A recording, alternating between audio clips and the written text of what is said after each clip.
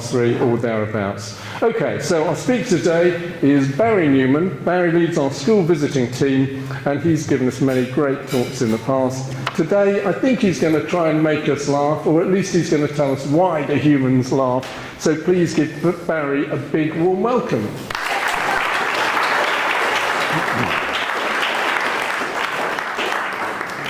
Okay, first things first, can you hear me at the back? Is that loud enough? At the back, can you hear me? Everybody around, yes? Yes. All right. Henry, can you hear me? You're right at the back. Okay, so first a disclaimer.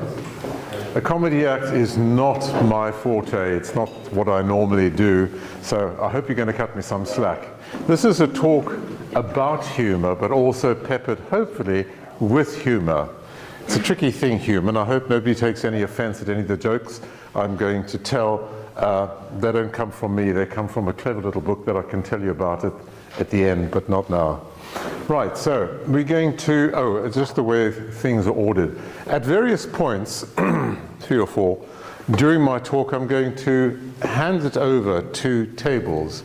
And most of you, I didn't bring enough because we never dreamt that we'd be so packed out, but most of you have got a sheet on your table with the topics or questions that I'd like you to ponder. And after about 5 minutes, I'm going to do a quick tour around the table with a microphone, which has disappeared because David's taken it away, but it'll come back. And I'm going to ask a table representative. You need to either elect or appoint one, just to tell me what the table's view is on that particular question. You don't have to. It's just voluntary participation. Okay? And at some stage towards the end, you have been asked to bring your best gag, and there will be opportunity. And if you think a gag is apposite, is appropriate for what we're talking about, please stick up your hand. I'd be delighted to hear it. Okay. As you imagine, you get quite tired hearing your own jokes. Okay. So let's start off by introducing humour. Talk first about the origin of the word. The word humour comes from the Latin word humor, H-U-M-O-R, which means a bodily fluid. Yeah, well, that's the first gag. Ancient physicians before, during, and after Galen's time regarded that a person's well-being was dependent on a balance, maintaining a balance between these 4 critical humours, which were blood, which made you sanguine, which is apparently cheerful and sociable, or phlegm, which made you phlegmatic, unemotional or dull. Black bile made somebody melancholic, and yellow bile made them energetic and aggressive. And according to this theory, it's an imbalance in these 4 humours which gave you certain strong personality traits. Right? So if a person's temperament deviates from some kind of neutral norm, you had an excess or a lack of one of the humours. And basically humour was laughing at people's distinctive personality traits. People with pronounced personality traits were regarded as eccentric.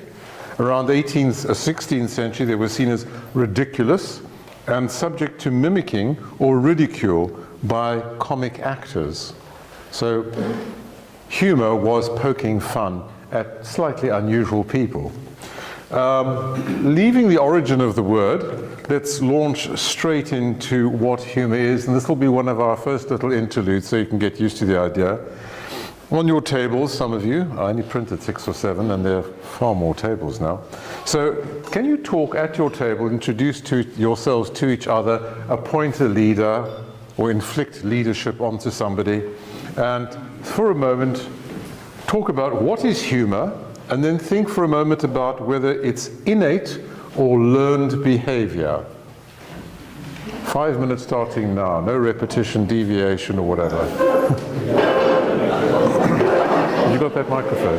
The one of the blue. Did you take the microphone with the blue? That's the one that works best. Yeah. Is it on? No. How do you switch it on? You just switch it on by there. Just push that up.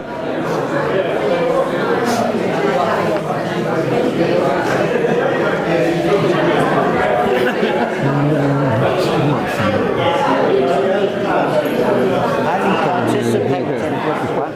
I thought it was going to be a strict talk.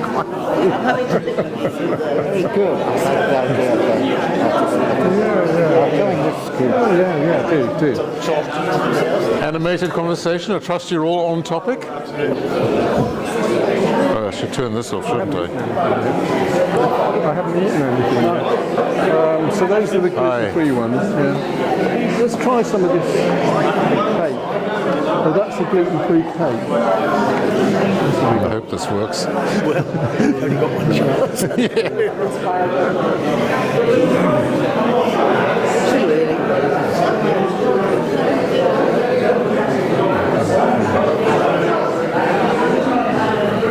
Oh, just 3 of you here. Sorry? 3 of you here. Quality, but no quantity. That's a quality.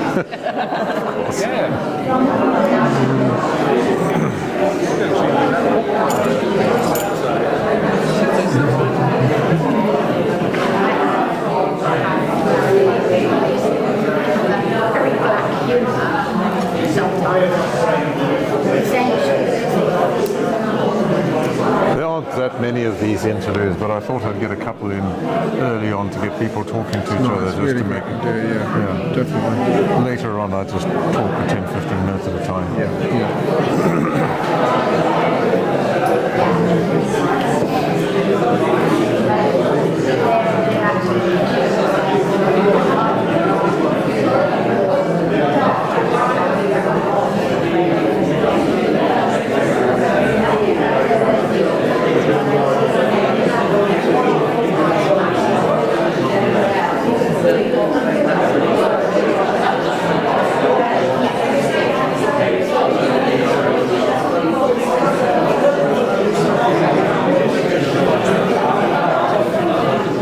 Is all the wine gone? Oh, we meant to be discussing the first question. Yeah.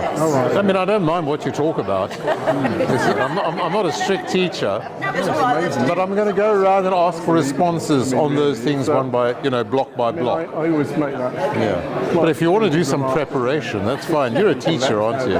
You're all into preparation. Yeah, it was a good job. Yeah, but anyway, it's fine. Brilliant. No, well done for everything. It's going well. That's working all right, the countdown there as well. Yeah. Maybe in future we need to just get one of those plunger things, with warm hot water. It's safer, isn't it? Yeah. It's just a cable, isn't it? Someone's just a cable. Especially not the kettle to somebody else. Actually, the kettle drinks anyway. So when we had it originally, Oh my God. The cake is fantastic. This one over here. It's amazing how long 5 minutes is. The one, this is the cake made from nothing. No. Oh, oh, I see. It's a nothing cake. That's the nothing cake. Oh, right. It's quite amazing. Yeah. No, I didn't know I had the something cake or the everything cake. 5 minutes is a long time when people are just talking, isn't it? I mean, it feels like a long time, and it's only coming up to 4 minutes, so 5 minutes per chat should be enough.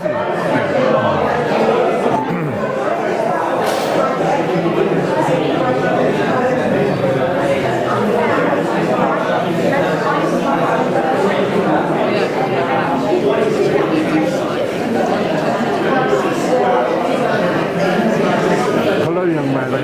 Who's the creator of the one on the left, the Christmas cake on the left? Because it really needs to be patented and sold to this. It's amazing. Good. It was Roger Mann. Well, not that Roger. Not that Roger, the other Roger. The other Roger, he's over in the corner now. It's by his hand. Yes. You think it should be sold? I think right. Right, okay. Good.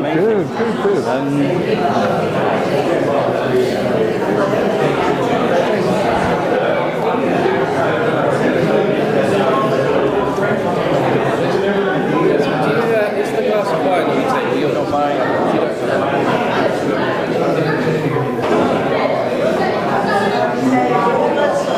Okay, everybody, can I have your attention again, please? Everybody. Oh, I'm really bummed.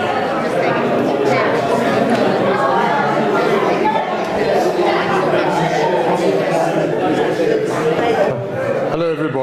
I'm just going to start going around the tables asking for your views on those two questions.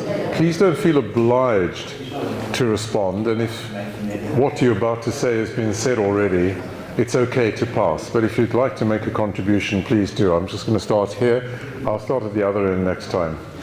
Right. Do you have a spokesperson, and do you have anything to offer? Oh, a bit difficult because it's such a wide subject. Yes. What is humour covers a huge, great breadth from, experiences and conversations and, aspects of how you look at life. So, but a very healthy aspect of one's existence, because without humour, you really are lacking an awful part of your personality. Yes, so we've heard that it's complicated, difficult to define. I'll go with all of that. And that's probably essential for our health. I hadn't thought of that, but I'm sure that's very true. Anything to add here? Sorry, anything more? I was going to say laughing's the best medicine. Laughing's the best medicine, yes. Any contributions? Go on. You've got a... We spoke about babies giggling and being encouraged to do so from an early age. And we talked about mime and that being a rich source of humour. Rowan Atkinson was mentioned. We also talked about slapstick and then what I suppose you might call higher forms of humour that depend on language and awareness, but also the capacity of comics to begin their routines to highlight to us all human foibles and strangenesses that we may be subliminally aware of. So it's, to some extent, it's about recognition as well. Thank you, we're doing well. We're going to cover quite a lot of that as we go along. Anybody got anything to add here? Do you have a spokesperson? Well, we said it was time sensitive as well, so it can vary over time. Yes. What we might have found funny a few years ago isn't necessarily the case now. Well, it's not sort of PC now, is that? It's got to be PC to the comedy. Yeah, so clearly it's a cultural phenomena, changes with time and place, and we'll cover a bit of that too. Do you have a contribution, anybody? Yes. Oops. Was always going to happen. We Keep going. considered that it was probably both learned and innate, in as much as it had a social function. There's a tendency of jokes to have victim or distortion, but it doesn't have to be a person. In the case of puns, it can be the word. In the case of Christmas cracker jokes, it's the joke itself, because we all know they're terrible, and so we unify against them. And it did have the ability to divide people by selecting a scapegoat, but if someone is participating in the joke, the comedian self-deprecating, it can have more of a unifying presence. I'd like to ask that. I reckon it maybe releases some endorphins. Maybe it releases some endorphins or something like that. It may, yes. I didn't come across that in my reading, but it sounds like a sound research project there. We did also discuss that it might help us talk about taboo subjects or subjects which are otherwise difficult to talk about, and be a comfort in tense and unpleasant situations. Yeah, yes, all of that's true. A contribution here? Yes. Oh, well. We talked about whether it was learned or innate, and I think it's an innate human response to a lot of situations.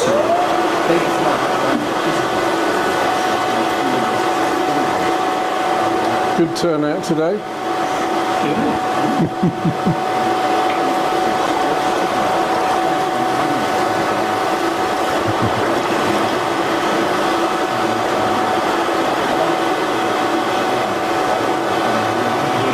Number for Thursday? I don't know actually, I presume so. Yeah, Sandra's organised that, so I think so, yeah. Good. Although they have no language, they play fight and tease, especially amongst the apes, but other more developed. Yeah, well, about laugh, but yeah. Okay. Yeah. That's all wonderful stuff. My talk is clearly on message. Any contributions here? Yeah, we had a good discussion whether it was innate or not. We tried to come up with an example of somebody who had zero sense of humour, but we couldn't think of anybody between us, so we decided it must be innate.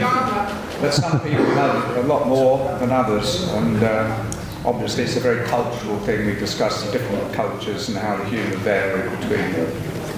Right. Now, because we've got very, very more tables and participants than I thought, I'm going to stop there and carry on, otherwise I'm going to run out of time, but I'll start with you lot next. Okay. So, what is humour? What have I written down on this piece of paper? It's any kind of communication that you find funny, but that doesn't take you any further because it doesn't really help you understand what funny means. What is the quality of funniness? It's a very, very difficult thing to pin down. It doesn't seem to have a common feature. It's a communication which produces amusement. These are all dictionary definitions, but they absolutely don't help you understand what humour is. Because if it provides amusement, what is amusement? It just kicks the can down the road. Also defined as a communication that makes you laugh, but not all humour results in laughter. Laughter is something entirely different, which I'm going to talk about for a few minutes soon. So, personally, I know when something is funny, but I'm never quite sure why it's funny. That's the mystery, and that's actually why I chose this topic, because it is mysterious. I'm clearly not going to use this headset, so I'm going to take it down.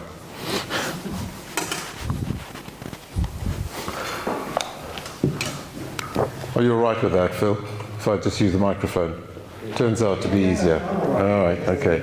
Just one microphone. Yes, the point about babies, they do laugh. They tend to start laughing at 3 to 4 months.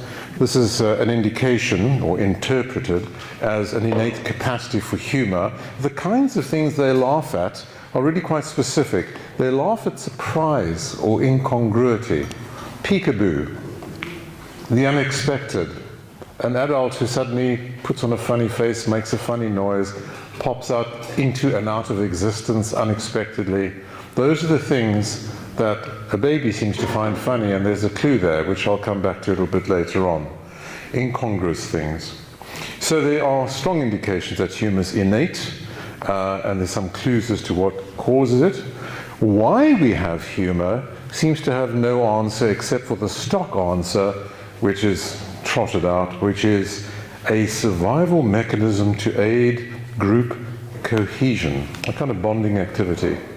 But then again, in evolutionary psychology, and I'm sorry, Dan, if I'm stealing a little bit of your future thunder here, but in evolutionary psychology, it seems that you can trot out the phrase survival mechanism for group cohesion or survival to explain almost everything. I don't think it explains anything at all. So next I'm just going to deal with laughter, and because I'm running a little on the late side now, I'm going to not ask you to have a table discussion about laughter, but I'm going to go on and tell you what I have found out about laughter. And we're going to talk about laughter now just to set it aside, because this is not a talk about, or a session or a meeting about laughter, it's about humour, and they are different. Laughter is very much a social activity. Most social laughter has nothing to do with jokes. When we laugh, it's quite rarely about something actually funny. Laughter in conversation has more to do with bonding, trust, showing empathy, agreement, and dealing with awkward situations or disagreement or difficulty. We are 30 times, apparently, 30 times more likely to laugh with somebody else than we are alone. In fact, laughing alone is a really odd activity. Oh, is this social laughter or is this solitary laughter we're hearing? Okay, so the old Chinese proverb, there's always an old Chinese proverb for this, isn't there? This one is, laughter is the fastest way to connect two hearts, which I think is rather beautiful. Right. Her laughter turns out to be a social communication, not necessarily in response to humour, and the kinds of laughter that are not a result of something funny include nervous laughter, an awkward situation, a social situation that you're not sure how to resolve, or that carries a little bit of threat, a courtesy laugh. Yeah, recognizing somebody, giving them a bit of value, laughing at what they're saying. This is a very short list from a very long list. There's laughter contagion, fits of the giggles.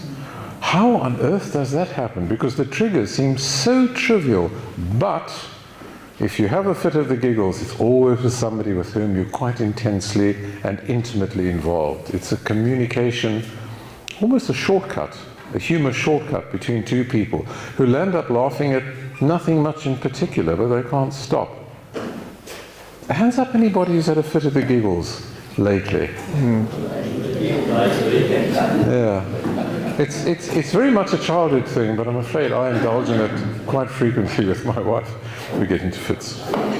Just out of interest, because my background's in medicine, I had to throw this in.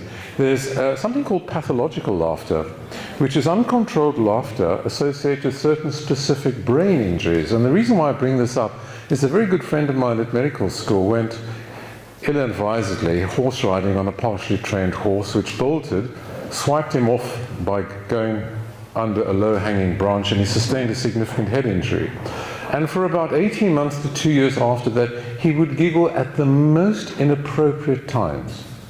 And it was very, very difficult to deal with socially. And it brought home to me how context-sensitive laughter is. In the wrong place at the wrong time, it's bloody awkward to deal with. And I've seen it. And he did get over it and actually went on to finish his qualification. But it was difficult to deal with, difficult to understand. And amazingly, there's a very rare form of epilepsy that involves uncontrollable laughter.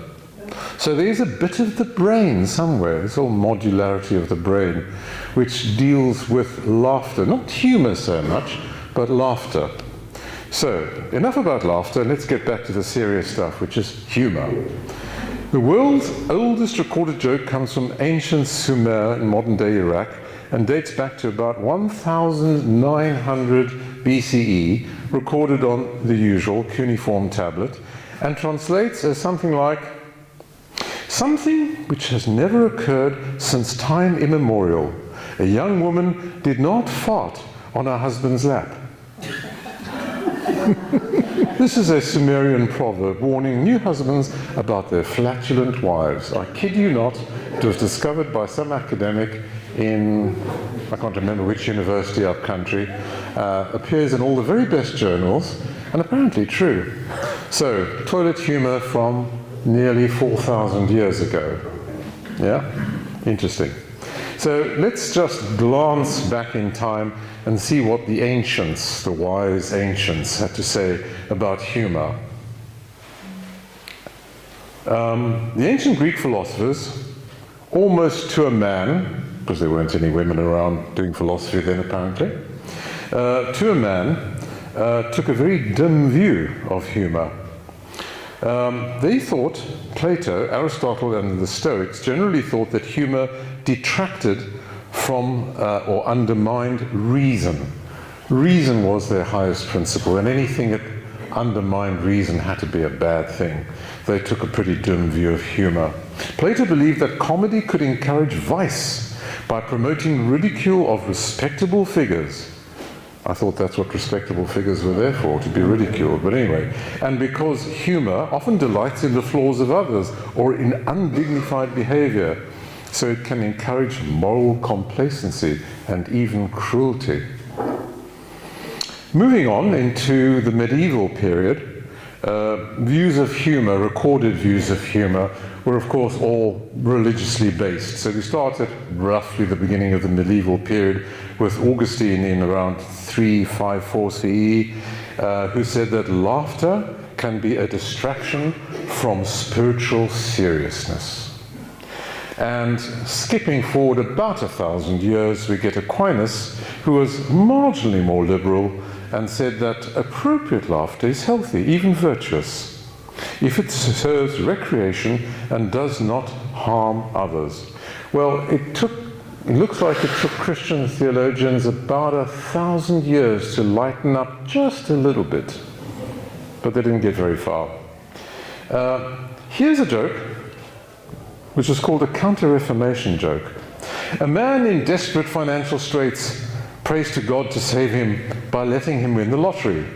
Days go by, praying days, then weeks, and the man fails to win a single lottery. Finally, in misery, he cries out to God, "You tell us, knock and it should open for you. Seek and ye shall find. I'm going down the tubes here, and I still haven't won the lottery." Voice booms from above and says, "You've got to meet me halfway, sonny. Buy a ticket." Right, here's one that contrasts spiritual enlightenment with what I call humanistic pragmatism. My grandfather knew the exact time, the exact day of the exact year that he would die, says one man to his friend. Wow, what an evolved soul. How did it come to him? The judge told him. Right. Okay. Very good. Enlightenment thinkers saw humour as a window into the interaction between rationality and emotion. I think they were getting a little bit closer to what it really is. Several theories have been proposed, and I'm going to explore two of them with you. But the first, we're going to have a little break to ponder, what do you think makes a statement or a situation funny? In other words, if you were to analyze a joke, any joke, what do you think is in it? What's the structure of the thing, the content of the thing that makes it funny? And I threw in something else that puzzles me. Why do you think clowns are objects of humour? So 5 minutes on those two, and I'll wander around after that.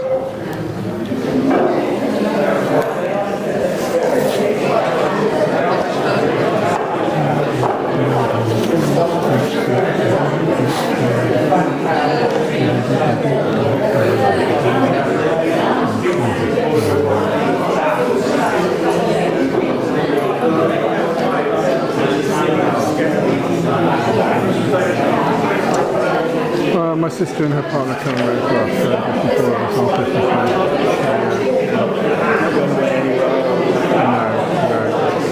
And it's better if we're in charge of the cooking rather than my sister. Really? Last year, or the year before, she brought a Christmas dinner to the table and she said, "Sorry, this isn't turkey because I forgot to defrost the turkey in time." It was chicken, which was fine, it was fine, but it's the kind of thing that...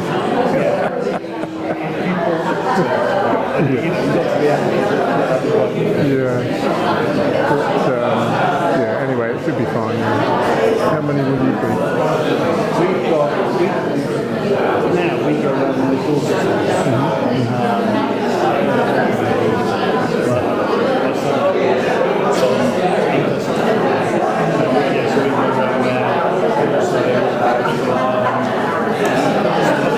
Joe's dad is coming around, so not that many.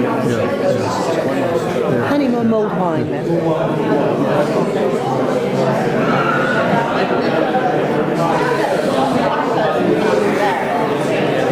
You're right there all by yourself? You don't mind.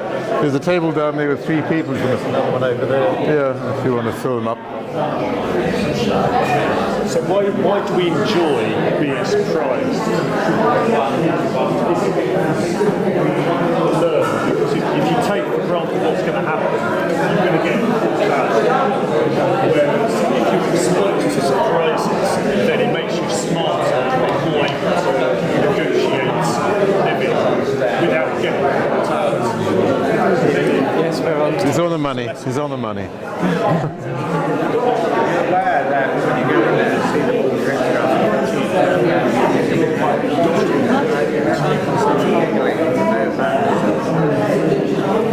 Hi, how are you? Very well, thank you. How are you, Barry?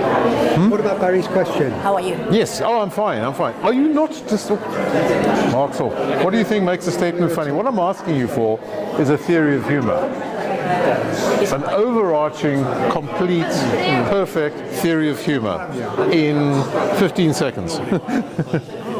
It's or like the structure, like a build up, release of tension. build up attention. Particularly one like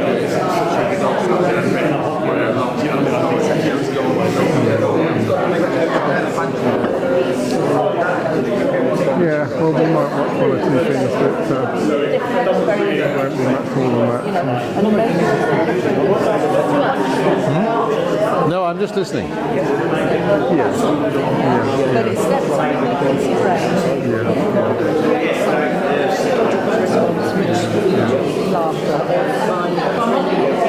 Should I actually announce that there's a ringer at this table? Sorry? I think one of the standards of the stories one that he was telling about where Hello everybody, I'm going to bring it together now. Sorry, booming out. I'm going to bring it together now and start going around the tables, ask you if you have any responses to those two questions. First of all, here. Hello everybody. You're having such a good time, I might as well not be here. Okay, right. Do you have do you guys have a spokesman? Do you have anything to say? Not really, Roger can do it. Roger? No? Oh, we've got a pass here. They had such an intense conversation. Well, Phil might do it, yeah. Hmm? Oh, you're not passing? Oh, that's good. Who would like to speak? Go on. Hold it close to your mouth. Yeah. Your moment of... Yes, why not? Okay. While I've been absent, I've chosen Mike. I said to David, I'll try and tell a joke, but obviously get a punchline. Yeah, it doesn't help. I might do it. Anyway, so, what do we come to? We decided that humour has to be shared. There has to be something common between the people who are sharing a joke, whatever it may be. Particularly if it's language-based, of course. We decided clowns could be very scary. Mm-hmm. I think 2 or 3 of us were scared of clowns rather than laughing at them. And what was the first question? No, you've covered it. Right. I overheard a conversation at the table in the corner here, and I think they should be given an opportunity to share it. You got a spokesman? What were we saying? Oh, yeah. When you were talking earlier. About sarcasm. Quick formulation going on here. Reminding us of how gullible. Well, have a chat and I'll go to... I think, Go on. A joke reminds people of how gullible they are because they've got to be taken into a point and then it's subverted and it's an unexpected kind of punchline because they've gone along with the joke. But that kind of reminds us, Barney was saying about possibly how gullible we are. Oh, I remember the conversation now. Yeah. Oh, go on. I was suggesting that maybe the reason that we enjoy things being a surprise is because it teaches us something so that when we find ourselves in an unexpected situation, if you've explored humour and enjoyed being surprised, you're less likely to come across it when you find yourself in an unexpected situation. And therefore we enjoy surprises because in the long run it makes us safe. Yeah, that's pretty close to one of the main theories, which I'll expand on. Anybody else? One of the other tables? I'm just going to ask one of you. A hand up, something to add? Yes. Simon. Certainly jokes that use Barry seem to involve anticlimax. So that's really what the previous table have indicated. So anticlimax, and I think it's almost a nervous laughter. Oh God, we got it wrong. Okay. These are all very, very close to one of the main theories. By the way, one table suggested, one person suggested this problem of clowns. Because if you take a clown out of a humour context, they're very scary. Yes? Yet they do ridiculous things.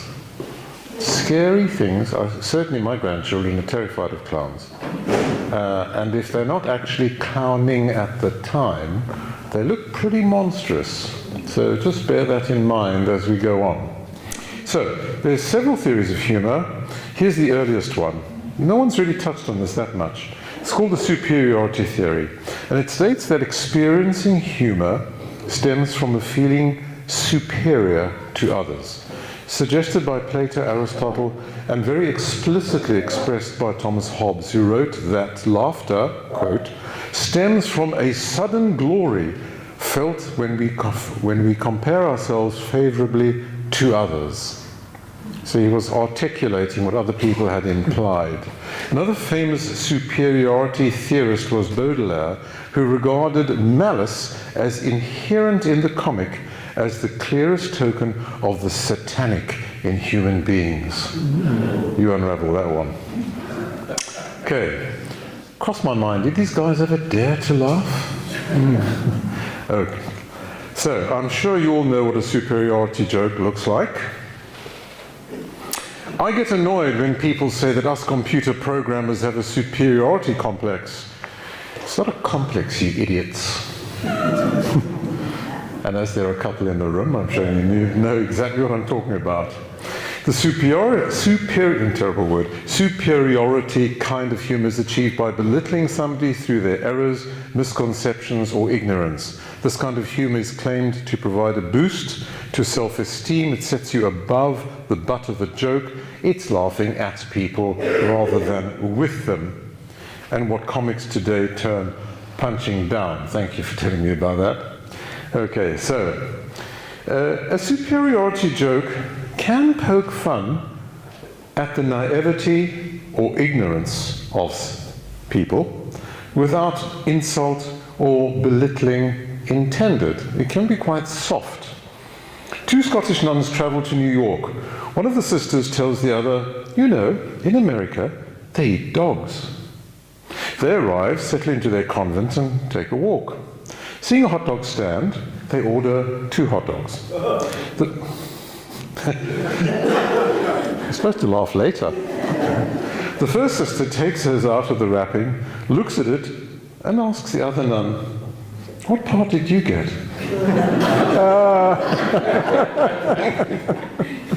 Right, slapstick humour is often of the superiority type, with the fall guy receiving the humiliation, the classic, of course, being Laurel and Hardy. Yeah? A typical superiority humour with the smart one belittling the not-so-smart one. A peculiarity of superiority theory is that the teller of the joke, if the teller of the joke is one of the target group of the joke, it becomes acceptable. And a very obvious example is Lenny Henry's racial jokes about black people, their hair, their features, their names, their behaviors. He could get away with it, being a black man. Here's another example. Abram and Solomon walking down a road past a church with a sign saying, £1,000 to anybody who converts. Abe says to Sol, what about it? And goes inside. And an hour later, Abe comes out and Sol asks, so, what happened? Abe says, yes, I converted. And did you get the £1,000? Abe replies, you people are all the same. Now I can tell you that joke because I'm Jewish. You see the point? Okay. So the obvious problem with superiority theory is that it does not successfully, not even remotely successfully, explain all humour. Things like, we've heard here, wordplay, puns, laughing at our own absurdity. Yeah? Plenty of the best comedians mine a very rich seam of absurdity in everyday life. We will come back to that. All these things don't fit the explanation of superiority as an overarching theory of why things are funny, why we find things funny. So it's a very poor contender as a general theory. One could speculate that superiority humour may reflect the zeitgeist, the sort of cultural atmosphere, prior to the Enlightenment, when humour really was mainly poking fun at other people without a care for their feelings or their value, possibly because prior to the Enlightenment, individual dignity was not particularly valued. Very hierarchical medieval societies, where you had the people at the top and the people at the bottom, and the people at the bottom were the butt of humour. It was just fine. By the way, that's a virgin idea of mine. I actually didn't read that, but it seems to me that the Enlightenment gave value to every person. And if every person doesn't have value, then making them a butt of a joke is perfectly acceptable. Anyway, you can come back to me on that idea if you like. I just sort of cooked it up. A couple more superiority jokes before we move on. A Western anthem was told by a man from a remote tribe that 2 + 2 = 5. The anthropologist asked him how he knows this. Simple, he says. First, I tie 2 knots in one piece of string, then I tie 2 knots in another piece of string, and then I tie the 2 pieces of string together and I count the knots. Okay? An Irishman walks into a New York bar and orders 3 shots of Jameson whiskey, drinks them down one by one and leaves the bar. He does this every day for a few weeks, and one day the barman asks him, "Why do you order 3 shots at a time, not one after the other?" His answer was, "Oh, I have 2 brothers, one in Dublin and one in Sydney. When we parted company, we promised each other we would drink this way to remember the days when we drank together. One of these drinks is for me and the others are for my brothers." This carries on for some time, and one day he comes into the bar and orders 2 shots. The other regulars immediately fall silent, and the barman says, "My condolences." Irishman replies, "Oh no, everybody's fine. I just joined the Mormon church and I'm on the wagon."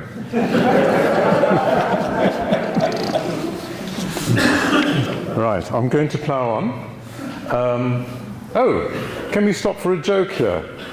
Particularly of the superiority variety. Does anybody want to share? Oh, all right. Great.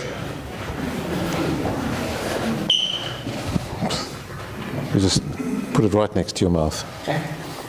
An Englishman, an Irishman, and a Scotsman were up against the firing squad, and the commander said to them, "I'll grant each of you one last wish."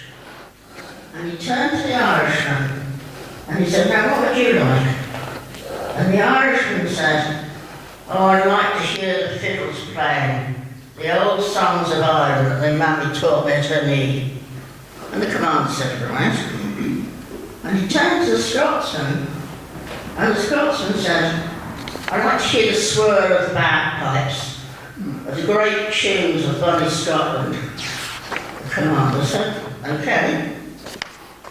And then the commander turned to the Englishman, and the Englishman said, "Shoot me first, I don't know if this is up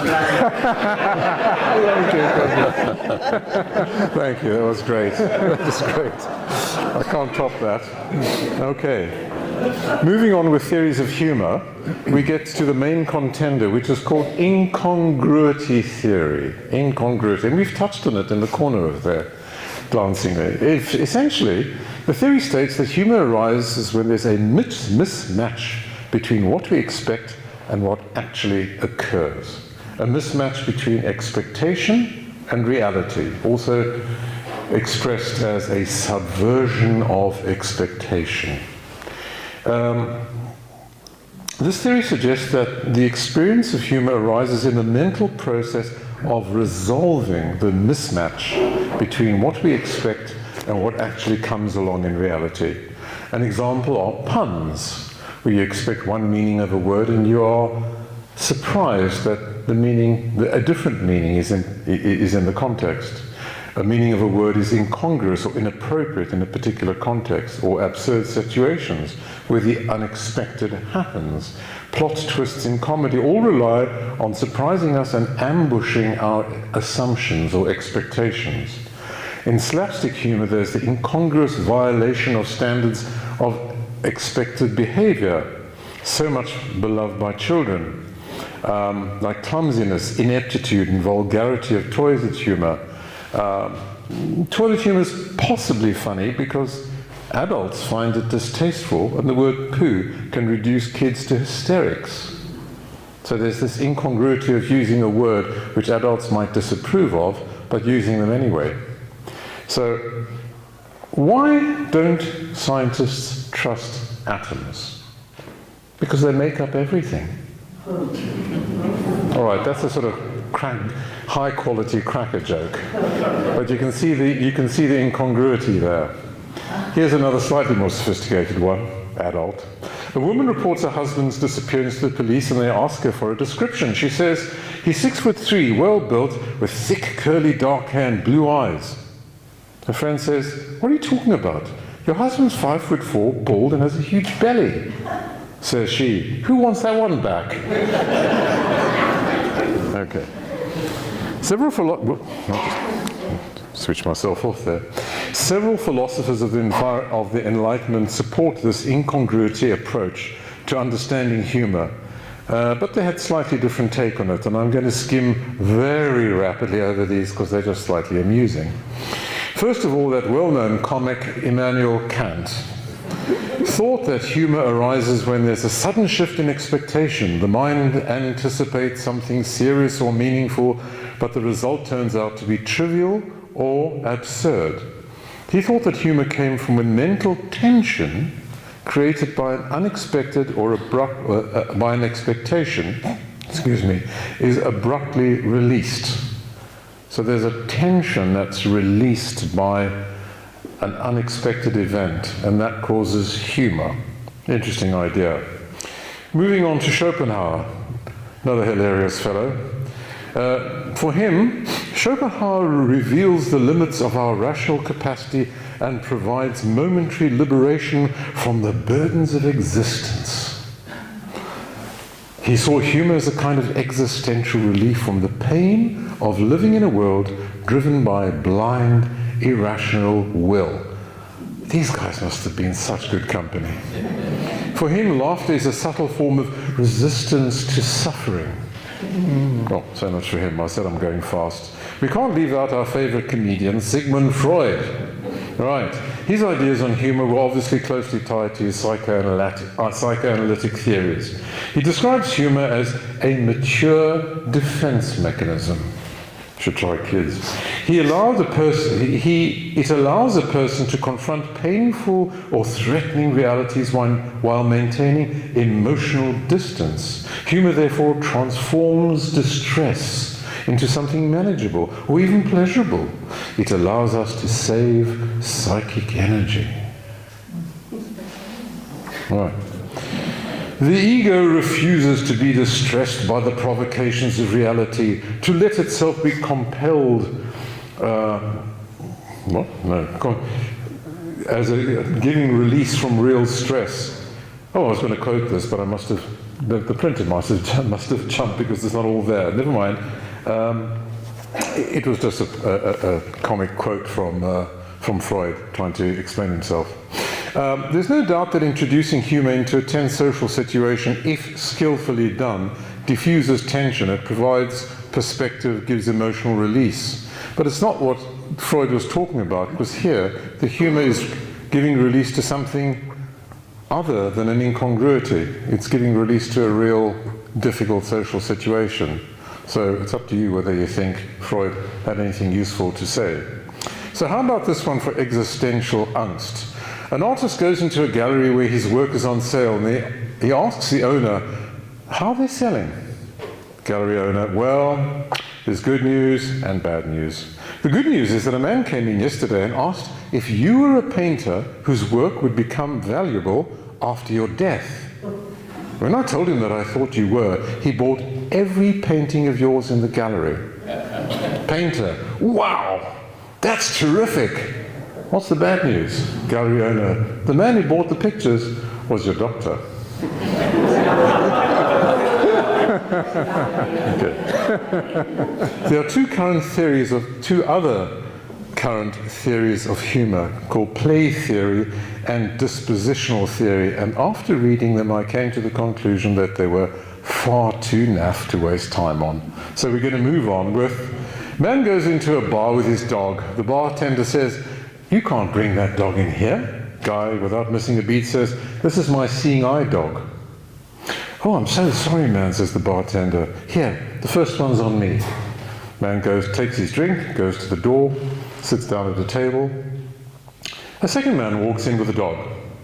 The first stops him and says, you can't bring that dog in here unless you tell him it's a seeing eye dog.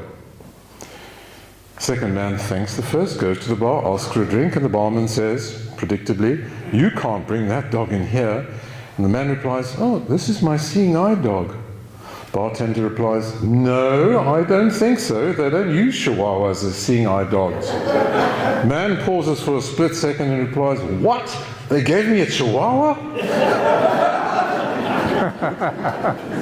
Right. So a quick word about the weakness of the incongruity theory, which should be pretty obvious. Obviously, not all situations where you expect one thing but experience another are funny. Humour does not arise merely from unexpected breaks in a pattern or violation of some social rule or concept.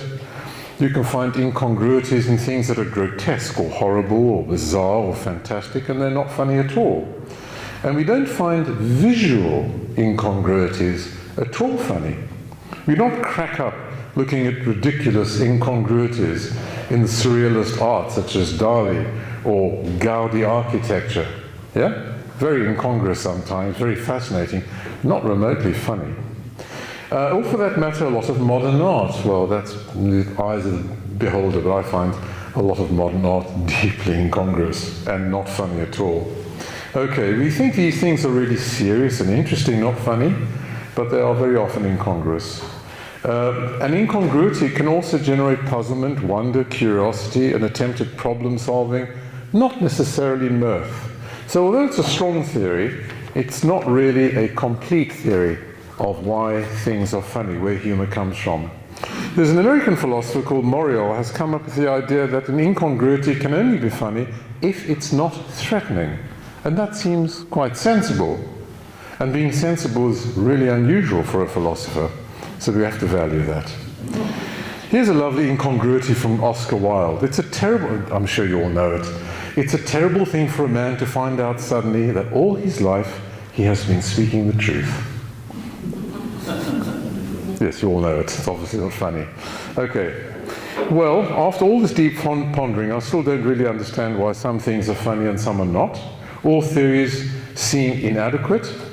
It is interesting to note, and some of you might have a comment here, and I'd value it if you're going to stick your hand up, that AI does not produce funny jokes. True or false? True. True. Dan, did you want to say something about AI? I have an example. Oh, go on. I recently asked AI for its funniest joke. You're not going to like this. Do you want a microphone? Get the mic to him, yeah. Okay. Yeah. Right, stand by for AI's best joke. I asked for the funniest joke, and it said, "Why don't scientists trust atoms? Because they make up everything." That's the one I just told you. Okay. I think we've had that one, but yes, if that's the best that AI can do, then I stand by my statement that AI does not make particularly funny jokes. Right.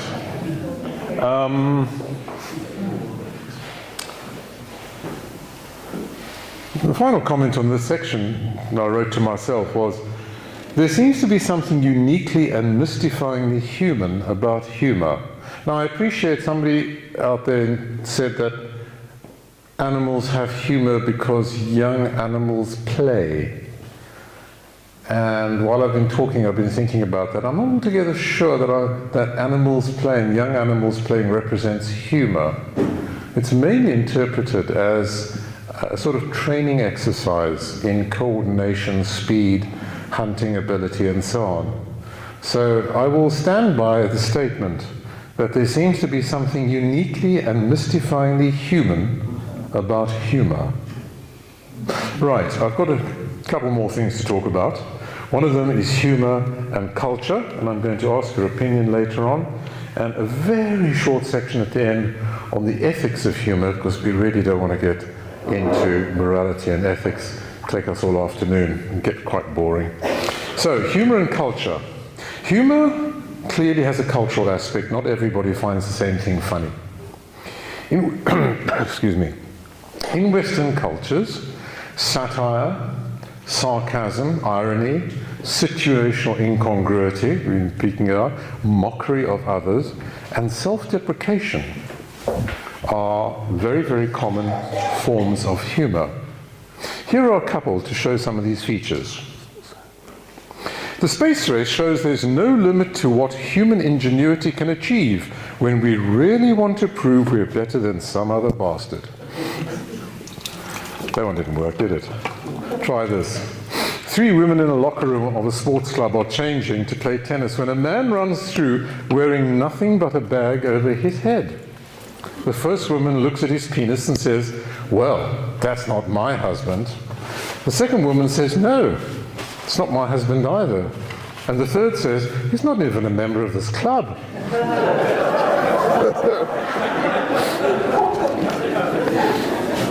Yeah, clearly it's the lavatory and the sex stuff that gets you guys going.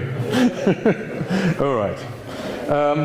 I think it's fair to say that American humour often relies on exaggeration and boldness, while British humour apparently, you wouldn't say it in this room, British humour apparently tends to be dry and understated. That's a reputation. I don't know about you, but American humour, particularly the stuff on YouTube and other channels, I find to be extremely crude. There's a lot of swearing, a lot of explicit sex, a lot of alimentary humour, not elementary, but alimentary humour. It doesn't really cut it, but it seems to cut it in America. So perhaps there's a true transatlantic culture difference. Germany, not surprisingly, has many self-deprecating jokes about rules, efficiency, and bureaucracy, as well as having a strong element of slapstick that the British might regard as rather unsophisticated, what's commonly known as pie-in-face humour for adults. Anybody lived in Germany or have an insight into German comedy? Yes? Is that reasonably true what I'm saying? Yeah, it's different, very different to here, and the slapstick element is true. Right, there we are, a fact check. It's always good to be fact-checked. More interesting is East Asian cultures like China, Japan, and perhaps Korea. Humour is characteristically much more subtle, much more polite, and very much group-orientated, often very dark and very dry. Deadpan delivery is greatly valued, and in that part of the world, humour is more reliant on subtle wordplay, as there are many more homonyms. And for all of you, including me, who didn't know what a homonym meant, it is a word that words that sound alike and are spelled alike, but have different meanings. Words with 2 meanings. So a lot of their humour is based on what we would call puns, or the vagaries and subtleties of their language. Humour causing embarrassment or undermining a person's social standing through sarcasm, and our old friend superiority humour are very much less common and socially far less acceptable. Right? So making fun of people is not taboo, but close to it. There's a traditional Chinese comedy style called zhang shen, which means face and voice, or crosstalk. It's a dialogue between 2 people and probably looks to us much like Alas Smith and Jones, the 2 talking heads. That's a very, very common, popular, and very old feature of Chinese humour, apparently. It has a physical slapstick element, but it's very mild. It would be a tap on the head or a mild shove, you know, no tripping in the mud or stuff like that. It might involve the clever one giving the dumb one a tap on the head and so on. And there's no explicit humiliation, or very little. Interestingly, solo stand-up comedy is quite uncommon in China, because the humour is based on human interactions rather than the descriptions of scenarios, which is quite interesting. I mean, for us, it's often scenarios that are being described that end in some incongruity that you laugh at, but across there, it's all about people interacting with each other and exploring the oddities of life and language. This is interesting. There's a more recent Chinese humour culture called Sang. It's based on ironic defeatism. It's named after a tea store chain that from 2017 ran an advertising campaign directed at Chinese millennials sense of despondency and pessimism about the future. Teas were marketed as, now these are the names of teas, believe it or not, achieved absolutely nothing, black tea. My ex's life is better than mine, fruit tea. Other names were, you are the fattest. And the best-selling one was, sitting around and waiting to die tea. And I kid you not, this actually happens. I'm not sure if it's still current, may well be. There's also a fairly recent Chinese social media meme which has the picture of a very cute, droopy-eyed puppy. And underneath there's a caption, new day, new sadness. Now, that's not our kind of humor, but they seem to find it funny. Japanese, anybody lived in China? Anybody got an insight into Chinese culture? Probably not. It's not a common thing. Okay. Japanese humor is also more subtle and indirect than Western, also centers on wordplay, irony, and absurdity.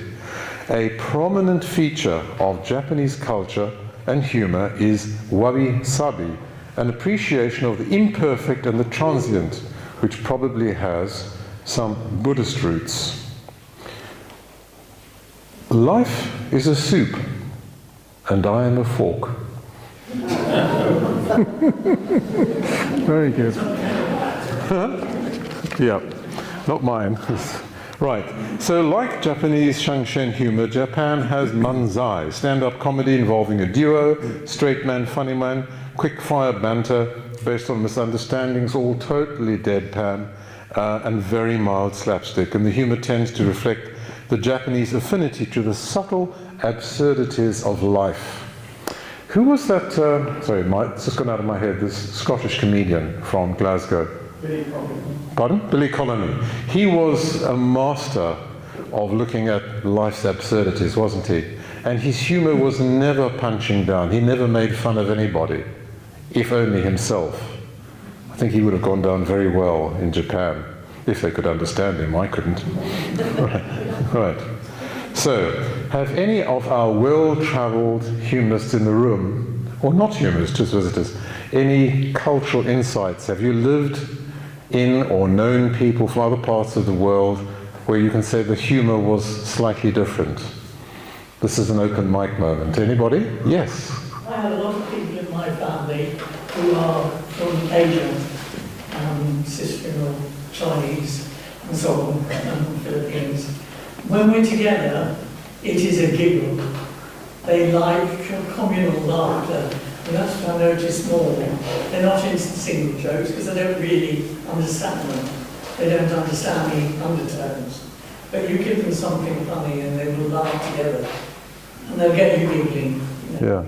Can you say what they're laughing at? Are they laughing at people? You start and then you just go laughing. All right. Okay. You've got to giggle your family. That's great. All right. It's the communal bit. Pardon? The communal bit. Communal, yes. Well, laughter is a communal exercise, isn't it? Mainly, unless you're covering up for something unpleasant, like a difficult social situation. All right. Can I ask a question? Please. I'm not sure I've got an answer, but ask away. You mentioned Morecambe and Wise. Pardon? Well, because they're the funniest men that have ever been, I think. Yeah, well, we're not going to run a vote here on the funniest comedian ever, because that'll take us all afternoon. So very briefly, just to finish, before I ask you to stand up and give us your best, is there is always a section on the ethics of humor, which I didn't really want to go into in any detail, because basically it's about free speech, social sensitivity, and the freedom to offend. Yeah? A key ethical question is, who's the target of the joke? Targeting up, making fun of those in power or authority, a form of social critique, something that Plato and Aristotle disapproved of, or targeting down, mocking the marginalized, the different, the disadvantaged, the disempowered, often reinforcing inequality, and can cause real harm. You know, like the male locker room banter reinforcing misogyny and even violence against women. It may be funny in the locker room, but is it really acceptable? Intention matters. Laughing with is always much better than laughing at. So, humour is a social tool that needs to be used carefully and skillfully to have a beneficial and not a harmful effect. And finally, before we hear your jokes, the humanists, as humanists, are very beholden to philosophy for our worldview. Here goes to the last one. At a meeting of the college faculty, an angel suddenly appears. Of course, this is a humanist meeting, there has to be an angel. An angel suddenly appears and tells the head of the philosophy department, I will grant you whichever of 3 blessings you choose. Wisdom, beauty, or $10 million. Immediately the professor chooses wisdom. There's a flash of lightning and the professor appears transformed. And he just sits there, slumped, staring at the table. One of his colleagues whispers, say something. And the professor slowly lifts his head and says, I should have taken the money. Thank you. Now, we have a few minutes, 5 or 10, yeah? Has anybody got a joke to share? Keith is first. Keith. Stick it right close to your mouth. It's following on from what's been said already, but it just happened that the Archbishop of Canterbury and the head rabbi found themselves travelling together in a railway compartment. And the old Archbishop of Canterbury thinks he'll sort of stir things up a bit. And he says to the rabbi, now you have to take a vow not to eat pork. I just wonder if you've ever fallen short of that requirement. And the rabbi was a bit embarrassed. He said, look, he said, well, just between you and me, the 4 walls of this compartment, I did, in youthful experimentation, taste of the flesh of a pig, but I was not that impressed with it, and it hasn't worried me since. But you, Archbishop, you had to take a vow of celibacy. I wonder if you've ever fallen short of that requirement. And the old Archbishop's a bit embarrassed and looks around and said, well, just between you and me and the 4 walls of this compartment, I did once, in what I can only call boyish experimentation, I did taste of the forbidden fruit. And the old rabbi rubs his hands together and says, better than pork, isn't it?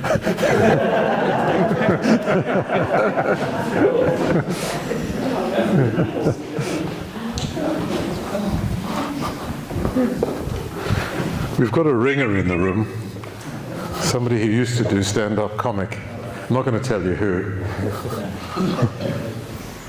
So I just like to offer my own definition of a joke, really, and I think it's quite lovely. I think it's they're tiny folk tales and wonderful lies.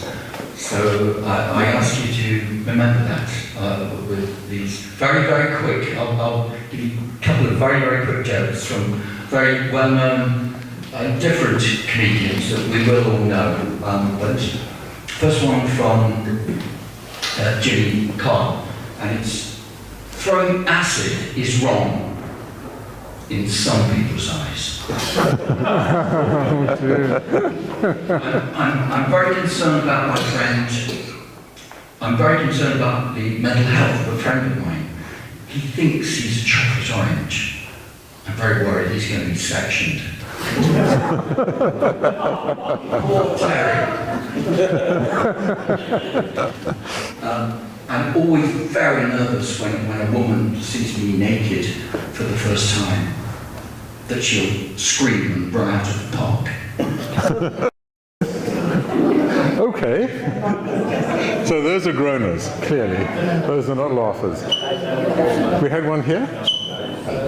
Toby.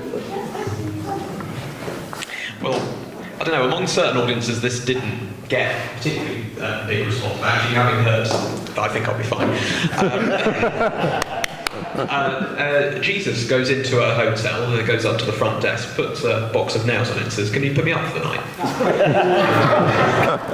I'm more sure.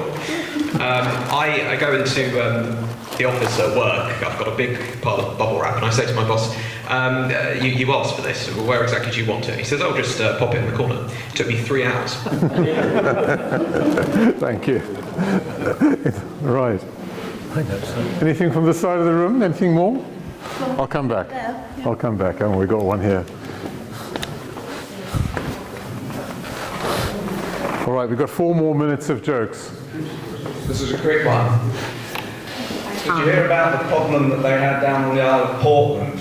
The prison vans taking some prisoners off to a court.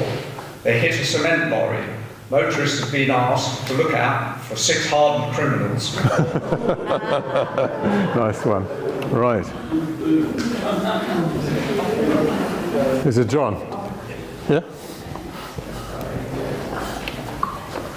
David's warming up his fingers. We mustn't keep him waiting. This is a Barry Cryer one, so you have to forgive it. It's a bit of a shaggy long story. A husband and wife, let's call them Emily and Robert. He was approaching retirement, and she decided to hold a special party. That's the last on his birthday, and their plans in retirement was to go off on a wonderfully exotic holiday. And she wanted something a bit special to kind of decorate the room as a focus for the party. And she went to a local pet shop and asked if they'd got a parrot. And they said, "Well, we have got one parrot, madam, but I'm terribly sorry, I have to tell you, it only came to us because it came from a house of ill repute in Mayfair that has recently been shut down by the police." Okay, well, no, he does say some rather strange things at times. Have we warned you? Well, anyway, I'll take it. So the party was underway. The parrot was in the corner of the room, very quiet, just looking around, doing nothing in particular.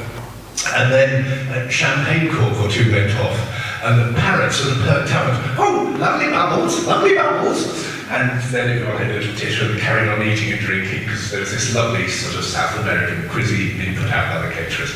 And then their sort of mature daughters turned up with some friends from work, dressed to the nines for a party. The parrot perked up and they go, "Oh, lovely girls, pretty girls, pretty girls." Eventually, the husband came home from work with the sound of the front door opening. You could hear his hand flying to the hat stand. And he walked in, sudden silence, looked at his wife, "Darling, hello, Robert," said the parrot. Thank you. Well, thank you very much, Bournemouth. You've been a wonderful audience.